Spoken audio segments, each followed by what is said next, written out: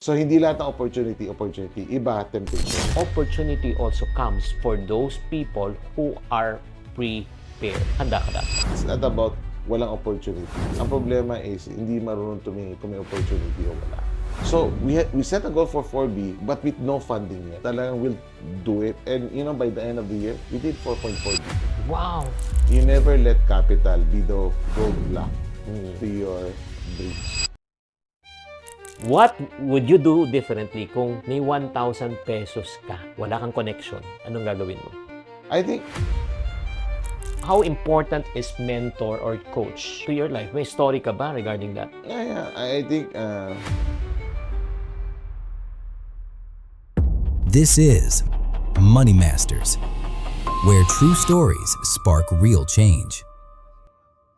opportunities are always there. Looking at it, finding it is the key. No? And then creating the strategy, the structure, the systems for you to be able to grow it. Yeah. SSS. Kaya nga nung panahon, 'di ba, nung unang panahon, paano ka mag-a-advertise ng product?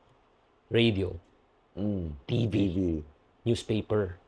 Lahat kailangan magbayad. Paano mo mapropromote yung product mo, startup mo? O, kunyari, supermarket product kasi yung kangkong chips. Pwede ka bang maglagay lang sa supermarket, tatanggapin niya ng supermarket? No. You have to pay listing fees, leasing fees, at wala. So, there's no opportunity before. Pero right now, because of the digital age, di ba, you can promote online for free. Di ba? At saka yung delivery, dati ikaw magde-deliver. Pero ngayon, di ba, nationwide, meron na yung mga JNT, mga diba, na partner na pwedeng mag-pick up sa bahay mo and de-deliver. So, iba na talaga yung landscape na yun, guys. Pero ito yung problema. Alam mo, napansin ko, Steve, I don't know if you will agree with this. So many options, so many convenience. Pero minsan, yung parang mga tao, yung parang, ano pa rin, sinasabi nila, walang opportunities. I think, the law of opportunity always comes with opportunity. The problem is, it's not about walang opportunity. Ang problema is, hindi marunong tumingin kung may opportunity o wala.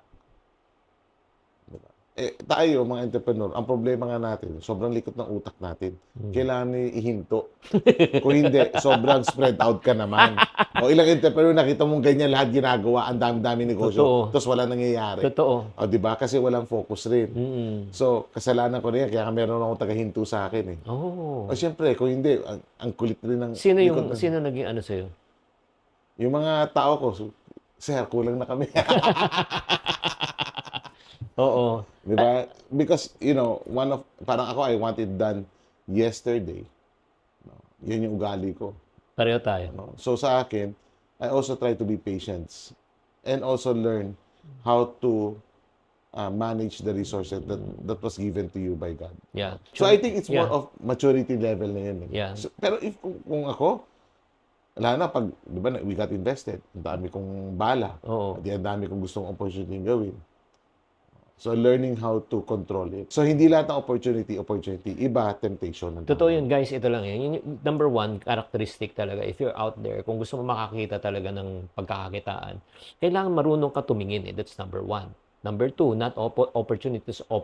Some opportunities are distractions. Diba? Temptation. And then Tukso, layon mo ako. Number three, also, opportunity also comes for those people who are prepared. Handa ka dapat. Prepared, ready, or what I mean, nakita mo yung opportunity, but you don't have the structure. Oo. Or you don't have the team. Or your team is not prepared to accept that opportunity. It happened. You know when? During COVID. Paano? Explain ko. So, there are 20 enablers in the Philippines. Yung katulad ng negosyo ko. Startup mo. Oo. Yung mismong e-commerce enabler. Okay. Para-parehas naman nagkaroon ng COVID. Tama. Para-parehas naman ang situation namin. But some didn't grow close up while we grew exponentially. Ano difference? Ayun. Yun nga yung point. Nandoon same opportunity, but how you take on that opportunity and how your team takes on or even kung hindi ka prepared, kasi nobody was prepared for COVID. Tama. Yun ang reality. So, how agile, adaptable you are is key. No? Kaya nga sabi ko, biglang lumaki si Great Deals? Because, una, how we did it, number one, I created a group chat called War Room.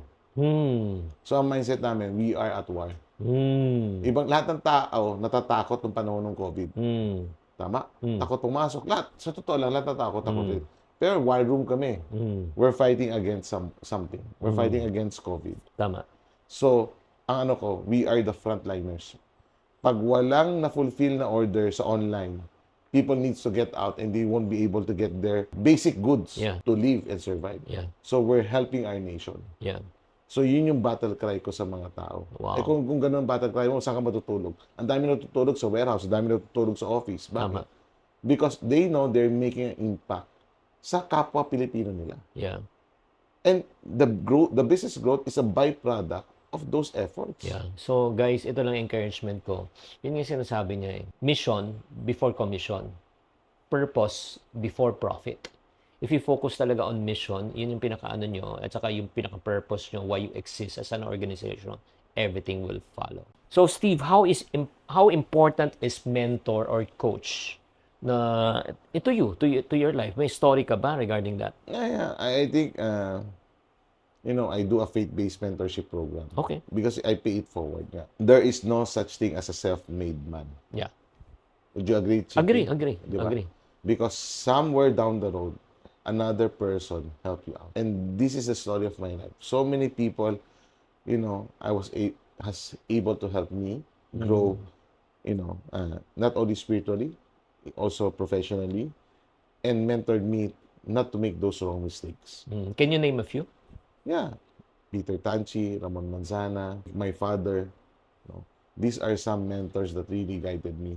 Si Peter, I'm sure, on the spiritual aspect. Then si Peter, si Ramon. Ay, si Ramon pala. He's a seasoned entrepreneur and also a loving husband and father. Siyempre, you try to get mentors that you would like to emulate your life with also. That you want, parang aspirational sila. So, I really seek them out. Si Papa? Of course, my dad. Ano yan? Wala akong masabi, kailangan niya ang mentor. Discipline pala, discipline niya ako, di ba? Even my mom has really shaped me a lot also. And then also have, right now, syempre, may mga groups ako that we meet regularly. Mastermind groups na yan. That has businesses that medyo malalapit yung level kasi iba yung challenges. Tama. Diba? So, we also help each other out. Wow. So I think having those groups, having a mentor that gives you guidance, even I would say even my board sa Great Deals, God has put them to guide me in my business decisions. Alam mo guys, ito lang sabihin ko sa inyo, kung lalo ka nagne-negosyo ka, malungkot siya. Sometimes kung nag-iisa ka, di ba, wala kang mapagtanungan, hindi mo alam kung tama ginagawa mo. Kaya nga, di ba, mahalaga talaga yung mga tao nakapaligid sa'yo, no? So, sa akin, malungkot siya kung mag-isa ka. Tama. 'Di ba? Pero kung meron kang good support system, ay hindi siya ganun kalungkot. Totoo. 'Di ba? Ako mahilig ako sa mga tao rin eh. That's why I enjoy what I do also. So, yun yung I think the value of having a very good mentor. Hindi mentoran o hype, no. I think you have to also find the right people that will help guide you. So, speaking about mentorship and coaching, if you're out there right now and watching this, if you want me to help you, or probably si Steve, di ba? Just type coach na lang. Just type coach sa comment section and we'll reach out to you. So, right now, ito naman, ano yung pinaka naman underrated na skill or mindset na kailangan ng isang entrepreneur na hindi napapansin? Ang pinaka-underrated, Ano? di ba, meron kang IQ, may EQ, AQ. Yung pang-apat na Q ang pinaka-underrated. Ano? HQ. Ano yun? Humility quotient. Paano yan? Okay, so sabi sa Proverbs 22 verse 4, humility quotient. Humility and fear of the Lord is the wages for true riches and honor. Alam mo bakit? Ito nangyayari. Vicious cycle. Ano? Magandang IQ. Okay. Magandang EQ. Okay. May AQ. Ano nangyayari? Successful. Tapos after successful, pride. Yumabang. Pride goes before Distraction. and failure. So, babaksak. Tama. Pag may HQ, humility quotient. Yun yung true riches and honor. Grabe, no? And I think that's the most underrated thing. Diba? Kasi ako, dati hanggang AQ lang rin ako eh. Oo. Then I realized something that the Bible teaches us to remain humble. Oo. Then you will see true riches and honor. Na minsan, di mo na alam, nakakuha ka ng libre kay Chiki dahil humble ka. Hindi. Ano talaga, totoo yan eh. Yung parang, sige nga, turuan mo kami, ano yung sign ng, I'm sure, ikaw, Steve. So Diba? I have people in my life Oo. that I gave authority to tell me na, Steve, yung mayabang ka na. Good friends, close friends, my wife. Well, my wife, even I don't give her the authority, she will tell me, yabang mo na, tinataasan mo na ihi mo. Grabe. Sorry, yung for my word. Pero hindi yung sinasabi ng miss ko. Kapag ko yung nagsasabi, no, yung pataasan ng ihi, di ba? May mga ganun. You try to be, and I think that's a very good in terms of knowing how we can humble ourselves because yan talaga yung gusto ng Panginoon. Yeah. And you could see, it's a promise. Yeah. Totoong riches and honor. Yeah. It's learning how to look. Guys, ito lang sabihin ko sa inyo. Kahit sumakses ka na. That word, sumakses. And yung HQ na yan, yung 4Qs na yan, nasa libro ko. So you can have, may mga, I put in questions that they can look at and check themselves if they're developing their HQ or humility quotient. So, yan. I-check out yan sa libro niya. Later, we're going to talk more about that. But, yun nga, yung parang learning how to look back. That's number 1. People who helped you, number 2. And also remind yourself, apart from God, we are nothing.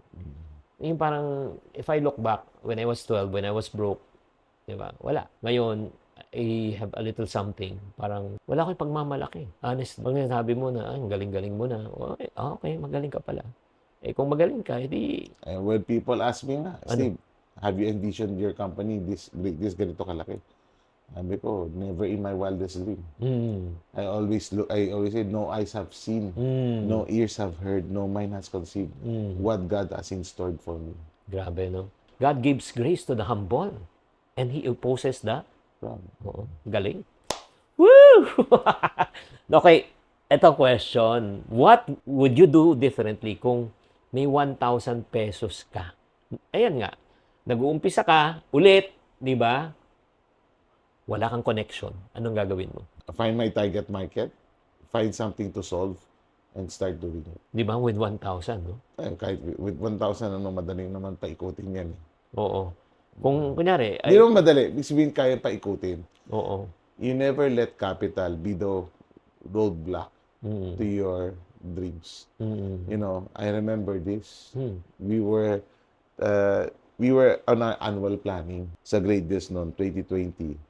Wala pang pandemic noon, di ba? Hindi pa namin alam. Ano yun? Parang first week of January kami nag-annual planning nung time na yun. Anong goals namin? I got encouraged because we don't have money during that time. Pero ang laki ng goal namin. Alam mo saan ako na-encourage? Saan? Sa tao ko. Paano? Hindi sila nagtanong paano namin ito. Naglabas kami ng 4 billion na goal.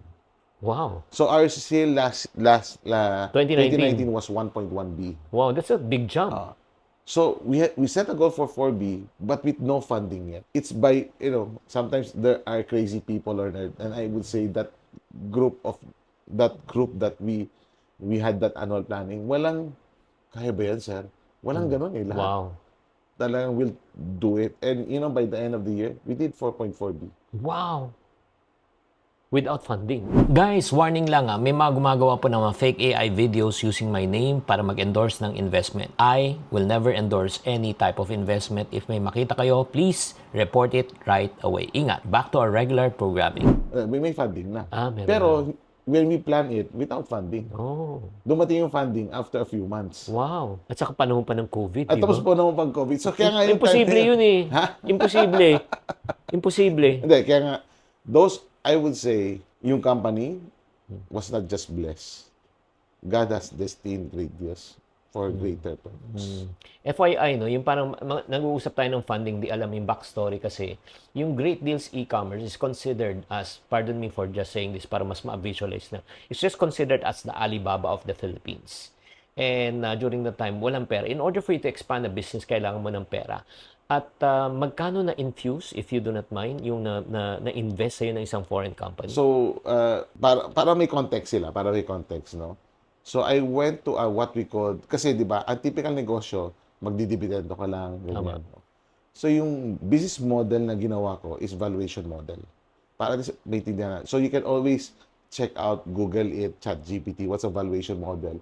So, ibig sabihin, you value your company and the way to earn money is by selling shares of your company or doing an IPO in the future. That's one way of earning money. So, valuation play siya. Now, for the first few years, I bootstrap. When I say bootstrap, walang funding yan. Kanya-kanya yun. Internal lang, pinapaikot ko yung pera. Then I realized that my business was growing so fast, I need to get an investor. Tama. Story on our... It's in the book. No? Got an angel investor. Then second, I got a seed investor. Yung angel investor ko, kumpare ko. Magkano nilabas? So, 20 million. Next. No? The next one was my customer. Okay. No? Si Barbie. I was selling Barbie shoes. I still remember that day. Sabi, Steve, meeting tayo. Punta kami ng Senior Polo. Yan. Sa may Scout area. Pag-upo namin, akala ko, sasabihin niya paano papalakihin yung negosyo niya. Kasi customer ko nga. Unang tanong sa akin, are you looking for investor? Wow. Alam mo ang sagot ko? Biglaan. Yes. Sino bang hindi tatanggi, di ba? Tama. No? So, she invested 50 million Wow. sa company. It was a blessing because I don't have any accounting system. Yeah. Wala talaga accounting system. Excel file meron, pero walang system accounting. Afterwards, the third one is, sabi ko, so we were growing from 100 million to 400 million, 470 million. And naramdaman ko na yung cash flow crunch. And blessing on this, guys, I got credit lines from the bank. 2019. But I started looking for investor because nakwento ko nga ito yung sa debt to equity ratio ko. Hindi naman pwedeng puro utang, wala kang puro nang nilagay. Oo. So I have to raise funds. Navigar was my first institutional investor. So they invested $12 million to Great Deals. That's around 600 to 700 million yun. Now, akala ko, uy, kaya yaman mo na. Di ba? Parang kayang-kayang. Di ba, akala mo, hindi mo mauubos yan eh. Oo. Di ba? Sa totoo lang, akala ko hindi ko mauubos. When I say hindi mauubos, but that was 1.1 billion in sales. We grew 4 times, 4.4 billion the next year. Okay. Naramdaman ko na lang, parang kulang yung na-raise kong pera. So, I went another round, raised another $30 million. Wow. We were the first startup sa Pilipinas to do a Series B. Exactly. No? So, that was a record. Yung 12 million record-breaking na yun, pero marami naman nag-raise. Pero yung first startup na may Series B, it was Great Deals. No? And kaya nakilala kami. Kasi parang nauna ka eh, di ba? Yeah, the Alam first mo, eh. The first eh, di ba? So, yun. When we were able to raise that up, we were able to continue to grow. Up to now, we don't need any funding. So, ibig sabihin, financially sound. Flywheel na siya. We are managing our cash flow. Yeah. Hindi siya flywheel. It needs to be managed properly talaga. Ang daming things needs to be properly managed. And I think, if sa entrepreneurs, ano mas importante? Cash flow or kita? Net profit or cash flow? Cash flow. Bakit, Chingy? Kasi pag wala kang cash flow, wala kang lifeblood. That's the lifeblood of the business. How can you pay? How can you scale? How can you grow? Diba? How can you survive without cash flow? Oo. Ibig sabihin mo, sample, etong mga to. Nabenta ko to. Mautang na. Nabenta ko to. Kumita ako ng 1 milyon. Oh. Pero hindi mo na singil. Kasi hindi pa nagbabayad sa'yo. Wala. So, sa papel, kumita ka. Pero wala kang pansweldo kay kuya. Baksak yung negosyo mo. Tama. No? So, sabi ko nga, isa sa mga importanteng bagay for entrepreneurs to learn how to manage your cash flow. Kaya, Chinky, pag meron kang I think that's a very, very important subject that many entrepreneurs think they buy, ano ba yung cash flow? Alam ko ba yan? But knowing it, I think will help you survive and have a sustainable business. Talking about that, alam mo, timing. I have a growth framework. It's called Growth Framework in order for them to really teach them to how to sell, how to manage, how to grow yung cash flow nila. Alam mo naman yan na expertise ko, finance, di ba? So guys, kung gusto nyong malaman yung growth framework na yan, just type growth in the comment section. I-share ko po sa inyo yan. So, sumakses na si Steve, di ba? Malayo na, di ba? Nakita kita how you started. Pero, do you still have the what we call as imposter syndrome up to this very day? I think, it's gonna be always a struggle because there's such thing as faith and fear. Yeah, exactly. Diba? Faith and fear, there are days when you wake up, you're fearful, and there are days when you wake up, you're all positive. Yeah. And I think it's gonna be a constant struggle. Katulad ng good and evil, faith and fear. It's a constant struggle even for me as a business person. Kaya ko ba to? Parang nalaman ko lang yung daughter ko sa Singapore mag-aaral. Oo. Magkano mga oo. Parang diba? So parang iisip mo, kaya, gano'n ba, diba? Parang gano'n. So parang, I think, it's gonna be a constant, Battle. battle, struggle. Yeah. And I think those are the things that's why you work on it. So for example, we have what we call the 10X mindset. Sige. No? The 10X mindset is, how can I 10X my company? Kaya nakita mo yung growth na greatness kasi ganyan yung mindset ng mga tao. Wow. No?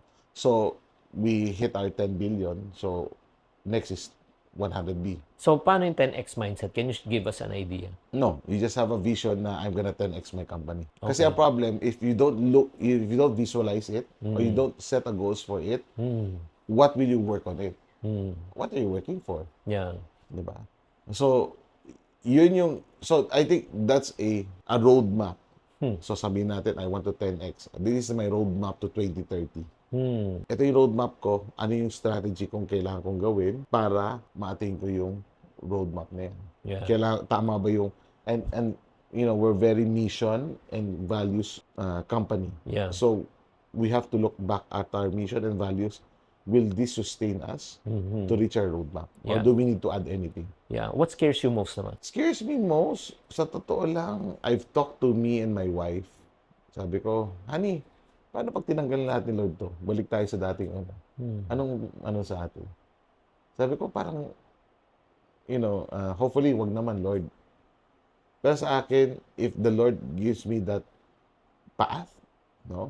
I'll take it. Basta ang importante, we remain faithful. Sabi ko, we have to remain faithful whatever happens. Kasi life is so uncertain. And, believer na ako, nabaon ako sa utang. Nagta-tithes naman ako. Tithes is giving 10% of your offering to church. Diba? Yeah. But it still happened to me. But I'm grateful for the things that happened because it helped me along the way to become a better steward of God's resources. Galing eh. So sabi ko nga, Lord, ito resources mo. Kaya gusto ako na investor ko. Oh. Alam bakit? Bakit? Ganon tayo. Tama. Di ba sabi mo, ganon ako? Sobra. Lahat ng investor ko, mahal ako. Kasi ganon ako. Grabe. Marunong mag-handle ng pera. Oo. Ikaw, sample. Mahirap ka negotiate to eh. Hindi. Chingy, sample. Oo. Mag-i-invest ka ba sa isang maluhong tao? Hindi. Hindi, bakit? Kasi baka yung pera mo malawaldas lang yan. Baka mabili lang ng sasakyan yun. Yes, so yun yung point ko, no? If we are good steward in small things, kaya ngayon pa lang, you start developing that. You look at it na pag nag-invest sa inyo, may tumulong sa inyo, may partner na tumulong to reach your dream, be faithful on that. Yeah. So that, papalaguin ng Panginoon kasi bakit? Alam niya, faithful ka pag lumago rin. Guys, ito lang yung one word, no? Yung one sentence, no? Na sinasabi niya, God called you to be faithful. And if you are faithful, He will make you successful. Grabe. Grabe. Ito naman, grabe. Steve, syempre, whether we like it or not, may mga negative pa rin pumapasok sa isip natin, di ba? How do you protect your mental health? So, I just came back from a family retreat. Oh, sino kasama mo? Siyempre, pamilya ko. Ano, hindi. Nakakainis naman. Hindi, kasi may family ka, di ba? Kasama mo yung brothers mo. My immediate family. Okay. My wife and my 4 daughters. Sino nag-facilitate? CCF family retreat. Okay, good. So, there are what we call sometimes blind spot. No, hindi ko alam kung relevant to o hindi. Pero this was a really breakthrough. And I like to share it. So, meron kami isang activity last night ng retreat. Ang tawag Family Breakthrough. Ang trabaho lang ng tatay at nanay, bawal mag-reply, Comment? bawal mag-defend, or bawal mag-rebuttal. O, di ba? Tapos may questions. I have 4 daughters. Alam mo na, mga babae, madaldal. What I have hurt you? Oh. Yan, no? May mga, can you forgive, how can I forgive you? How I appreciate you? May 5. Yung unang question pa lang, how have I hurt you? 3 oras na, hindi pa kami tapos. 3 oras para sa 4 o sa isa? Hindi nga natapos pa nga. Isang question pa lang, doon sa 4 kong girls, Hindi pa tapos. hindi pa tapos. Wow. No? Now, I look at it, but it was really a very nice discussion because we just have to hear them out and not defend kung how I raise them up, how I view them. But those are, sa akin, ang ganda nung impact rin sa pagiging tatay. Because I'm able to understand them much better. Na hindi mo minsan, kung hindi nila nilabas, syempre 20 plus na yung mga anak ko. So, At saka clueless yung hugot ka eh. niya ang haba. Hindi, pero ano yung isang nasabi sa iyo na parang na-shock ka? Ganun pala. Well, alam mo, I don't think I'm ready to discuss yung napag-usapan namin because it was a very intimate moment for our family. Pero hindi, revelation Pero mo lang. ang sa akin is, I have a lot of blind spots. Oh. Yun yung revelation ko na if my daughters didn't tell me, ay, ganun pala ako. So, it helps me also improve on my relationship with them. So, katulad rin sa pagnenegosyo or sa kasama mo sa trabaho o sa negosyo mo, we will have those blind spots. Ang nakita ko doon, alam mo, di ba, you talk about mental health. There's such thing as psychological safety. Yan, namin yan, usapan namin yan sa kumpanya. People have a psychological safety. They can share ideas, Yes. innovation, without Being judged. Di ba? Yeah, Being oh. judged. Oh. The organization will have an innovative mindset. Magpa-flourish siya.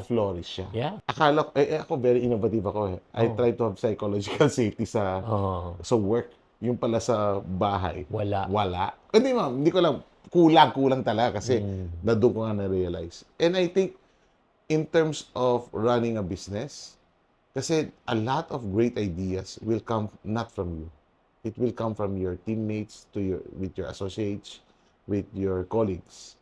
And I think yun yung isa sa mga things that needs to be developed, especially kasi sa Filipino company, kung si boss na. Yun na yun eh. Parang sa bahay, kung si tatay din. Ayan, dictatorial. Oo. Abusive. Oo. Dapat tayo responsible. Iba naman, very passive, absentee. Tama. No? So I think being a responsible leader is important. Alam mo, habang sinasabi mo yun, napaisip tuloy ako. Ang dami ko siguradong You won't believe what happens next. Type part 3 for more. You have to choose who to listen to. You don't listen to everyone. Because there's so much trash in the world. But then, the problem is, when people are being sharpened, it's painful. So sa buhay talaga, nangyayari yan. And, I let my daughter, failure is an event. It is not personal. We were trained sa school not to fail. Oo nga eh. Success, for me, just like failure, is just an event. That's why we need to remain humble. Kasi you can be successful today, but not successful tomorrow.